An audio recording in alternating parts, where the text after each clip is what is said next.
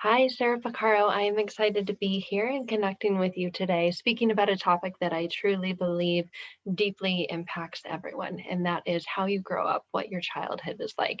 So, today we're going to be talking about turning childhood pain into empowerment and the impact of childhood pain on your adult life. So, understanding the effects of childhood trauma on you as an adult, on your ability to function, cope, and handle the hard, adulting life. People say, I have to adult today. So, as adults, regardless of what age adult you are, um, you are often taught to look back on your childhood with reverence, with happy thoughts, with a smile, with a warm and fuzzy moment that takes us back to happier times, to carefree times, to times where we didn't have to adult, where we didn't have all this responsibility, right? Taking care of the house, the kids, this marriage, like all the things, the bills. We're taught that childhood is this happy, carefree, loving time.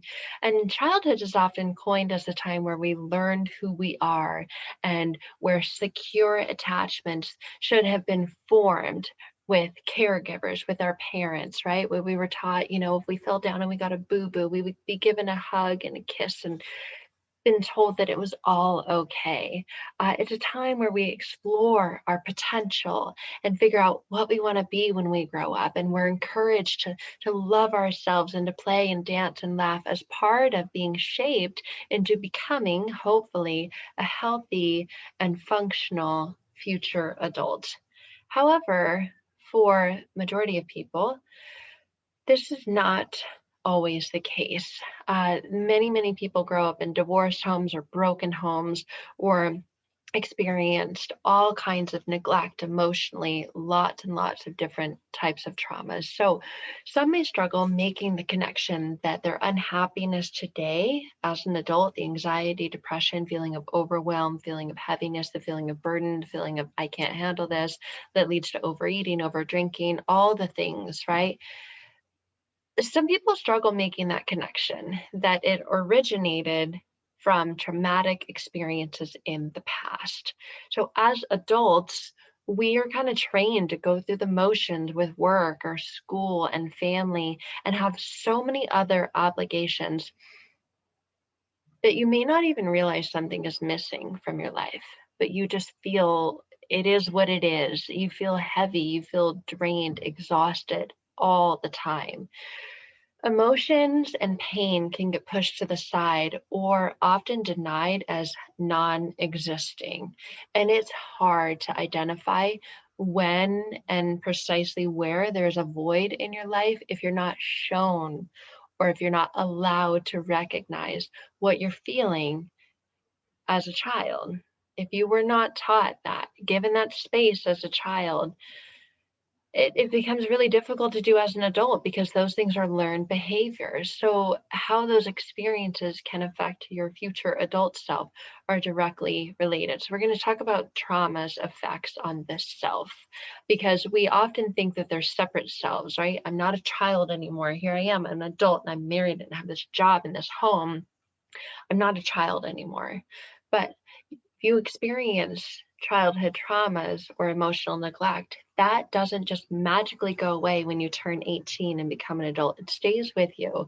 So, trauma has an effect on the self and it shows up in many ways. Acceptance, nurturing, and unconditional love are essential for fostering a child's sense of self. So, when children are taught at a young age that their worth is based on conditions or achievements, it dramatically affects how they view themselves and trust themselves and others. And this really shows up in adulthood, especially in the form of dynamics between relationships. It can affect how they view themselves and trust others. And childhood negligence, abuse, maltreatment, what it does is it chips away at your sense of self worth. And it chips away slowly. So it doesn't even feel that it's happening. Maybe it's an underhanded comment or I'll give you something to cry about when you're crying as a child. It creates feelings of shame and guilt that are carried with you into adulthood. It's as if you're born into this life with this backpack and it's empty. And then all of these experiences get put in that backpack. And now it feels heavy. It feels like it's pulling you down, weighing you down. So, any kind of physical abuse, emotional abuse, sexual abuse in childhood conditions distrust in others and mistrust in themselves because you think this happened to me because, I'm not good enough, or I did this and I was supposed to do that and I didn't. So, something's inherently wrong with me. And this mistrust, where childhood pain and misbeliefs begin to repeat themselves and show up and get worse and worse and worse, and they lead to extremely toxic adult relationships. So many times adults will continue to push away emotions that trigger vulnerability or uncomfortable feelings by burying themselves in work or other obligations. You become consumed with your role as a mother or father or as a parent, and you just live for your kids, right? So if you're not allowed as a child to have an opinion or express a vulnerable emotion, then chances are you grow up really disconnected from your feelings or express them negatively or in very inappropriate ways. So most people don't recognize that they have this experience, that this experience is going on with them. Most people don't recognize that their outward patterns are shaped and reinforced based upon what happens on early life, in this early life conditioning stage, this learning stage. So inconsistent or a negligent parenting in childhood are often the foundation that's poured or laid for unhealthy relationships and avoidant attachment styles in adulthood, which just reinforce the cycle of trauma. So if you are wondering, is this me? I don't know. How do I know? Well, there are signs that childhood trauma, if present in your life, is now affecting you in adulthood. And you may think, I don't remember a lot of my childhood. That's me. I've got like black spots in my childhood. I just don't remember a lot. But you can take a look at your life now as an adult and see, maybe. So if you avoid intimacy or vulnerable emotions where you're like, then I'm not going to talk to them. I'm fine, I'm good, really. If you avoid vulnerable emotions and expressing yourself and opening up to other people, if you feel empty or if you feel like something is missing from your life, if you push away healthy or intimate relationships, if you have this attraction to toxic relationship, you like these bad people that are crazy and you have to fix them. If you are attracted to narcissists or toxic people, that's definitely a sign.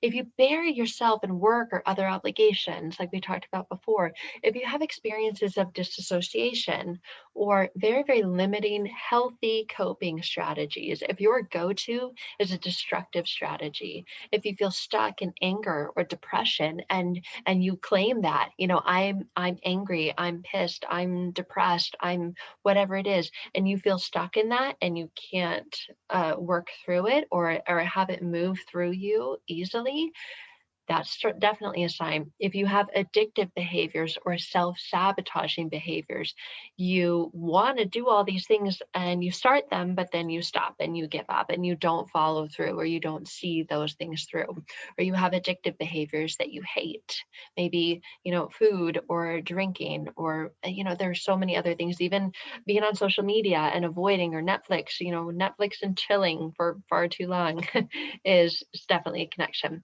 Chronic illnesses or autoimmune disturbances, because your body is physically expressing what is unable to emotionally express. So, how do you turn pain into empowerment? How do you begin to face and accept these traumatic experiences from earlier in life? It's process, and it's a process that most people say is hard and painful, so they avoid doing it. But it does require emotional and mental investment. And when you invest in yourself, it is liberating and freeing and empowering. It's a journey that promises healing to those who choose to engage in it. I always say you have to choose and you have to decide that you will engage in it because you will do anything to get better. You can't just, put in 50% and expect to be 100% better. And oftentimes people ask me, Sarah, how do I know? Well, you like, is this going to work? Right? If we work together one on one, and I say, look, you can lead a horse to water, but you can't make him drink. And it's like anything. You give 100% effort, you're going to get 100% back. You can't only give 10% and expect to feel 100% better. It does require a commitment. And some adults recognize that their emotional or intellectual development stalled or stopped as a result of trauma and abuse that they suffered in childhood and may choose to focus on those specific things. Some choose to see as an adult, I don't know what happened or what caused this and I'm wondering why, but I know that I end up in toxic relationships all the time. It's like I can't get away from them. So you see that as an adult, you're in narcissistic relationships and you say, okay, well, I need to figure that out. Why am I attracting these kind of people? And that's where I was at.